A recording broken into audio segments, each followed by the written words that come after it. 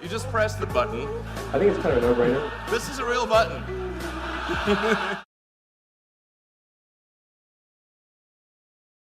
Sometimes people say, well, what is the business model for Mars? And sometimes they think, well, can you mine Mars and bring things back? And that is not a realistic business model for Mars, because it's always going to be far cheaper to mine things on Earth than Mars.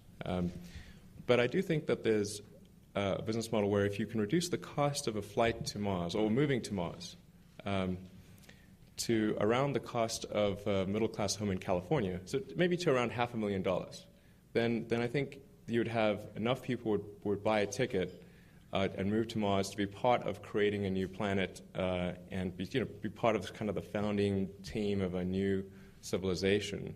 There's 7 billion people on Earth now. There'll be probably 8 billion by the midpoint of the century. So even if 1 in a million people decided to do that, that's still 8,000 people.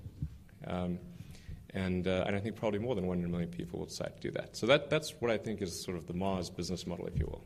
And then ultimately Mars can probably export intellectual property like software and inventions and things like that. If you can sort of beam it back with photons, that's sort of the better way to go.